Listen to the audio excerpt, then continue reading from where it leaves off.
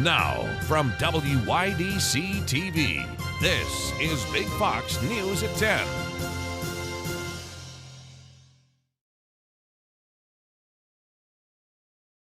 No evictions. That's the message tonight from New York legislative leaders as they convene for a special session to pass an emergency act today meant to keep people in their homes and also help out small landlords. Big Fox News' Matt Kleindinst joins us from Corning with the details.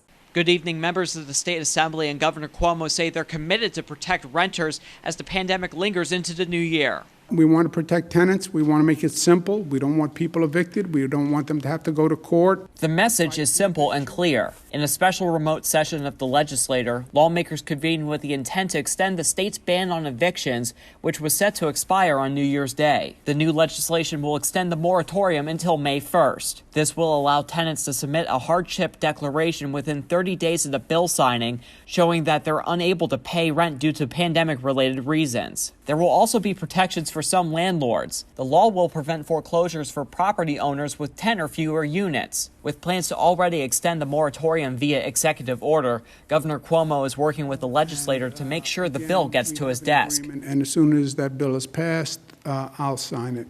In addition to the State Assembly working on legislation, the new stimulus bill will include $25 billion in rent relief and will also extend the federal eviction moratorium until the end of January. Reporting from Corning, Matt Kleindin's Big Fox, WYDC.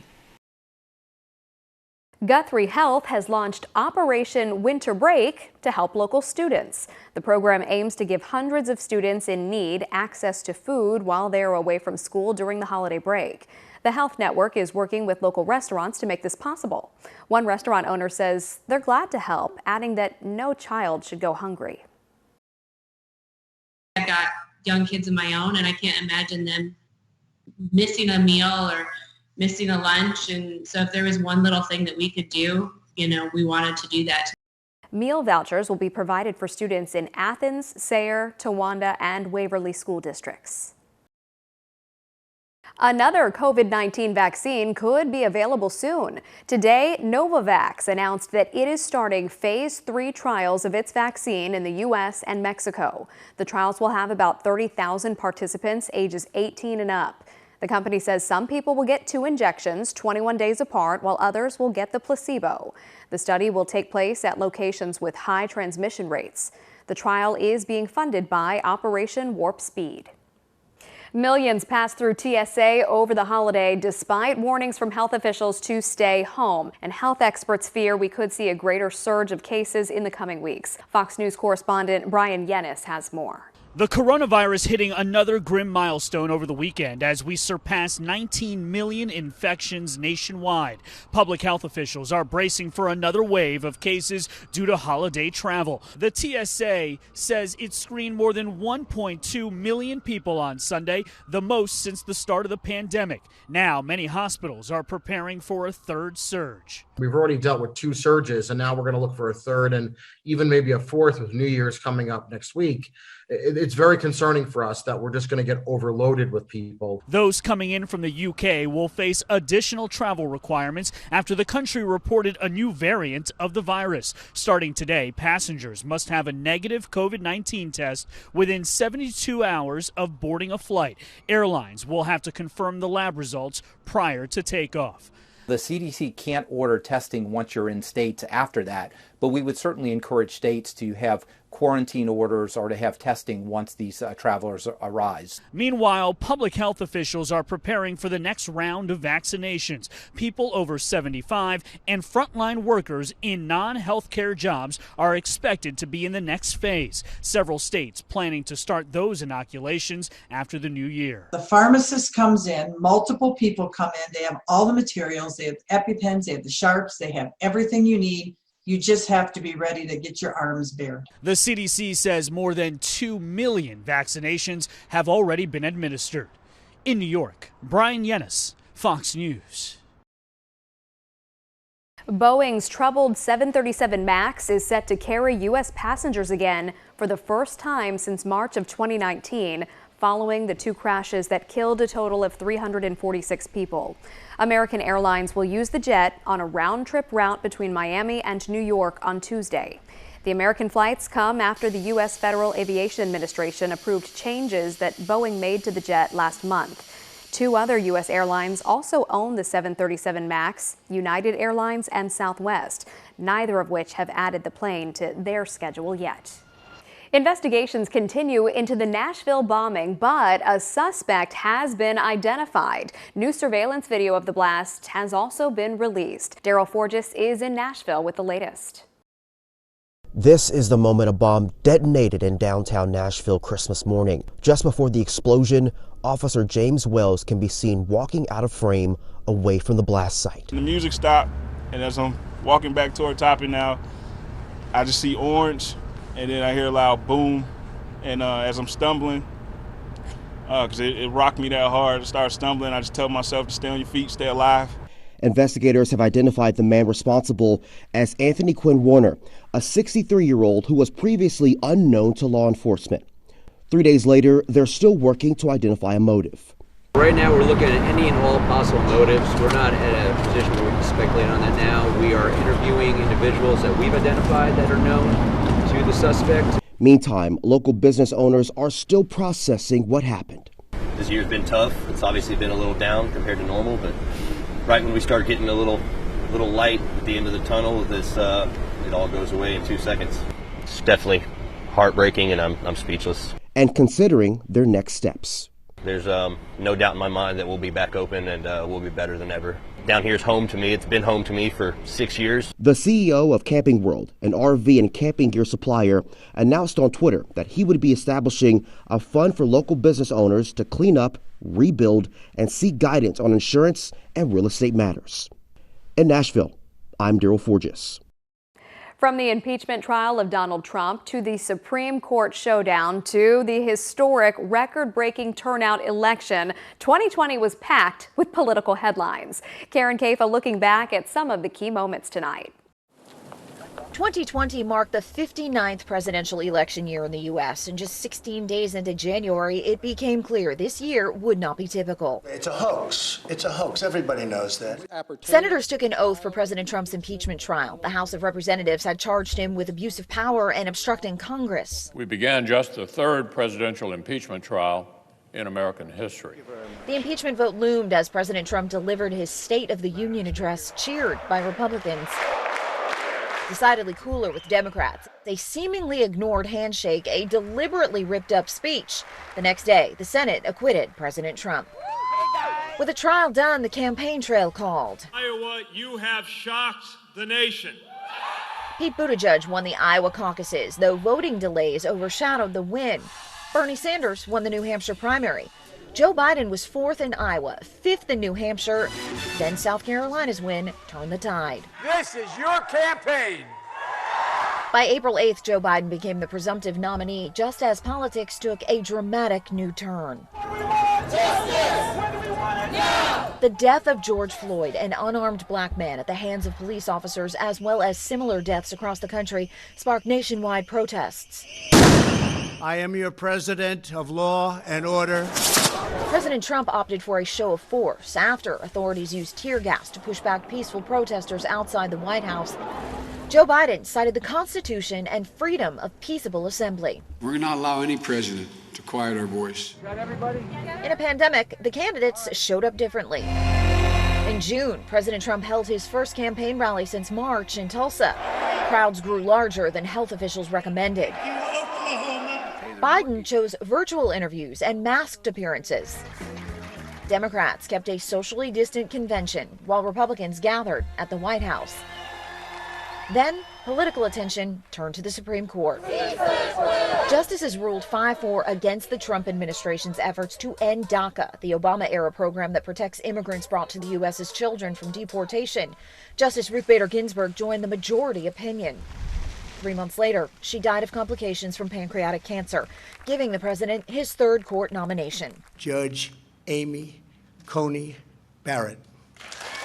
That Rose Garden scene proved significant days later when some who attended tested positive for COVID-19, including the president. Far left. He had debated Joe Biden just 3 days earlier. The president has no plan. Now the president flew to Walter Reed National Military Medical Center for treatment. days later, dramatically returned less than a month before the election.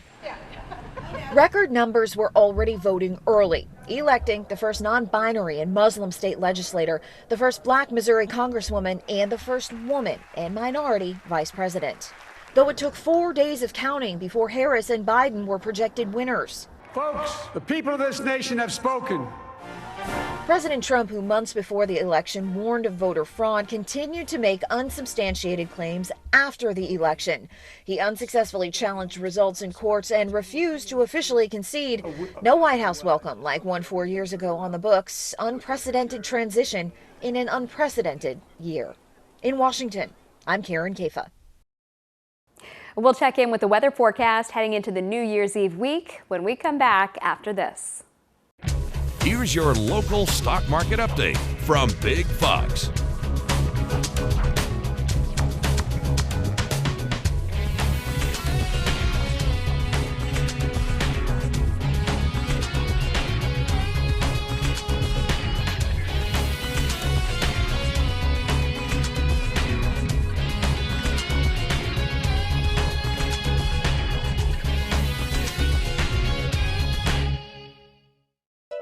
Now, your Twin Tiers forecast from Big Fox. Tonight's Big Fox forecast is brought to you by William Mattar. Good evening, everyone. I'm meteorologist Kim Walker with your weather update. It's been a cold start to our day, and it gets even colder tomorrow as high pressure builds in from the east. Winds will start to pick up as well, and so with that breeze, it makes those temperatures feel about 10 degrees cooler. So snow showers will be possible early in the day, but by the afternoon, we should see a little bit of clearing, or at least cloudy conditions with no snowfall. So our future radar is showing for tonight. There could be a few flurries that will remain, and that's going to be the situation tomorrow as well. It's going to be really scattered across our area, so it's really hard to pinpoint exactly where it is, but it looks like it's Snowman County. We're going to see a few flurries there and a few more, but then by the afternoon, it looks like it really clears out. By 6 o'clock in the morning on Wednesday, there will be a disturbance that will come through, but it looks like most of that snow will stay west of Hornell, as you can see in the just southwestern corner of New York. And so we are expecting dry conditions for your Wednesday. It's actually going to warm up a little bit, and a big warm up for Thursday out ahead of another storm system. So if you are going to be walking outside tomorrow, just trying to get some exercise, you may want to definitely bring a heavy coat because it is going to be cold out there. Temperature readings will be in the 20s, and we only climb up to around 31 degrees in around 2 o'clock in the afternoon, but with that breeze, it's going to make those temperatures feel about 10 degrees cooler. So it's going to feel like the teens and 20s, and then in the afternoon, as those winds start to calm down, it looks like temperature readings will be very close to what it will feel like. But we're tracking another storm system that's taking shape in the Four Corners region of the U.S. It will start to move toward Oklahoma on Thursday night. Out ahead of it, a lot of moisture coming in, and with that, it's going to be pretty warm as well. So it looks like by Thursday, there could be some wintry mix that will be moving in, and then initially we're going to be on the warm side of the system. And so I think the precipitation will really fall as rain, especially in the afternoon. So I'm going to talk about that in just a little bit. Temperatures tonight will be diving down into the 20s. It's definitely going to be cold tonight. It will be breezy with a few flurries remaining. Highs tomorrow will not get out of the 30s, really. 25, the high in Hornell. Cold in Perkinsville as well, with highs only in the 20s. But from there, I think we're going to see a little bit of a warm up. 34 degrees on Wednesday after starting off in the teens. 32 on Thursday. Clouds will start to increase. Again, we do have the possibility of a wintry mix on Thursday, and that will be changing over to snow as we dive down to around 30 degrees. But in the afternoon, switching over to rain as we warm up into the 40s. Over the weekend, we're going to see another cool down with highs only in the 30s by the end of the weekend. With 2020 finally winding down, many are especially excited about memorializing the end of this year. In celebration, the legendary rock band Kiss is live streaming a massive New Year's Eve concert from Dubai. Rick Damigella talked with Gene Simmons about the upcoming show.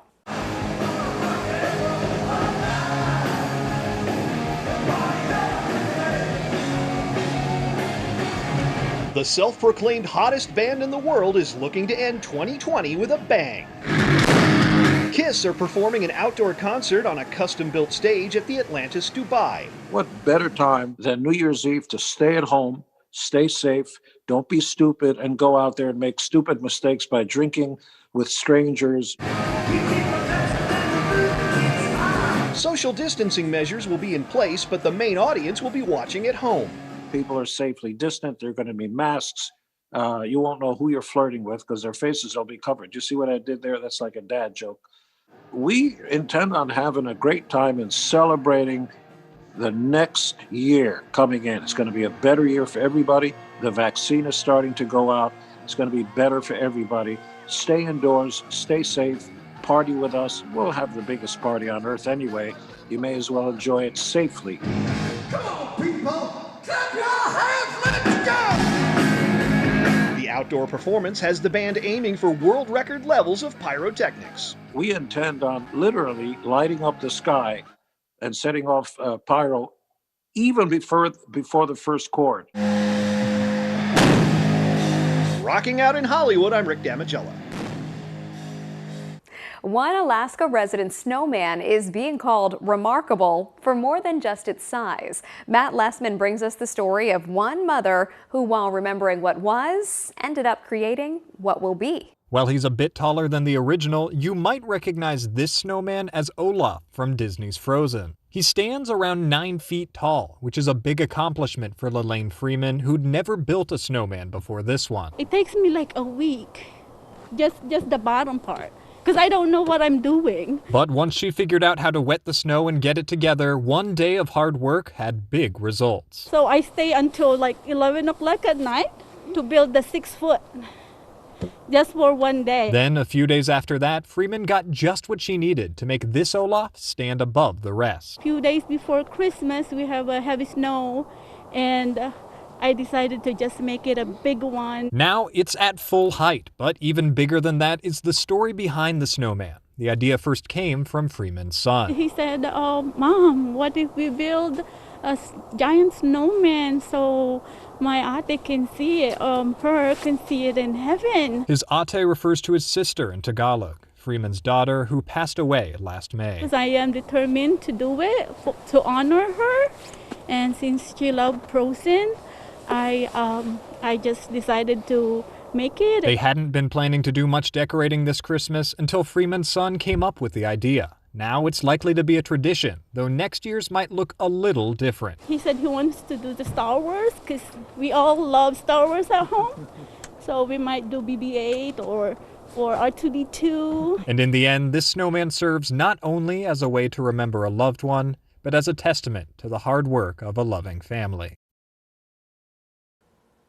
2020 is coming to an end, and if getting your finances in order is a New Year goal, don't wait until the clock strikes midnight on December 31st to make some money moves. In today's Consumer Watch, 5 strategies that should be on your year-end financial checklist. Before you say goodbye to 2020, make some money moves now. In order to have a prosperous next year, experts say it's critical to invest your time in these 5 year-end planning tips. Number 1, increase contributions to your retirement plan. If it's not too late to max out your 401k, do it now. Give yourself a Christmas gift by taking 1% more out of your payroll, putting it into your 401k. After tax, you're really not going to miss it. Number 2, consider bunching your charity gifts. Given the new higher standard deduction limit, your impact may be greater if you bunch charitable deductions into one this year. Number 3, create a holiday spending plan and stick to it to avoid ending the year with debt. But remember that gift giving lasts a moment in time. That credit card debt of $1,000 or $2,000 may take you a year, 2 years, 3 years to pay off. Number 4, review your 2020 spending, especially the last 90 days, and see which expenses can be trimmed. And number 5, once you see where your money went this year, set up financial goals for 2021. On the heels of the box office success of the latest Wonder Woman franchise, Warner Brothers is already working on the third installment of the DC Comics. The studio says Gal Gadot will return as the superhero, and director Patty Jenkins will come back to write the ending in the trilogy. The company hopes to release the movie in traditional theaters. No word yet on when that will be. Meanwhile, fans of the superhero will be able to see her in Justice League next year. Chocolate lovers rejoice. Nestled right in the heart of the holiday season, today marks National Chocolate Candy Day. Chocolate, which comes from the tropical cacao tree, has been around for at least 3 millennia. That's according to National Calendar Day. The first box of chocolate was made in 1842, and 5 years later, sugar was added to create the popular chocolate treats we know today. Now Americans each consume an average of 12 pounds of chocolate per year. A fascinating discovery in centuries-old ruins as experts dig up an ancient eatery and find food still inside. Jeremy Roth has today's Take a Look at This. Archaeologists have unearthed an ancient snack bar in the ruins of Pompeii. You know, the Italian city destroyed by a volcanic eruption in 79 AD, as seen here in this movie that isn't real. Experts say this is the first time finding a complete example of a thermopolium. It's a hot food and drinks shop that would serve the equivalent of ancient street food to hungry Romans passing by. It was adorned with colored frescoes depicting animals that were likely on the menu, and, get this, traces of 2,000-year-old food that included pork, fish, snails, and beef were found in terracotta jars that lined the shop. They also discovered plenty of food shop accessories like decorated bronze drinking bowls, ceramic jars used for cooking, and wine flasks and bottles. It's not going to last 2,000 years, but a Massachusetts family is hoping, weather permitting, that this handmade home hockey rink will last all season long. The Bongiorno family is enjoying this brand new backyard oasis, courtesy of their grandfather, Papa Tony, a Navy veteran who hand-built everything you see. It was more hours than I anticipated putting into it, and a little heavier work than I thought, but it was a lot of fun. The project took months and 17,000 gallons of water to complete, but the Bongiornos say the grandkids were blown away. His eyes were huge saucers, and we can skate, we can skate. Papa Tony said he wanted to do something for the kids during these unusual times, and from his big heart and skilled hands came this larger-than-life labor of love. For Take a Look at This, I'm Jeremy Roth. Well, like so many things during the pandemic, the New Year's Eve Times Square celebration is going virtual. Through a free app, you can now watch the celebration through 9 different cameras, and you can download it at vnye.com. You can start celebrating the new year there now with games, music, and art in a virtual Times Square.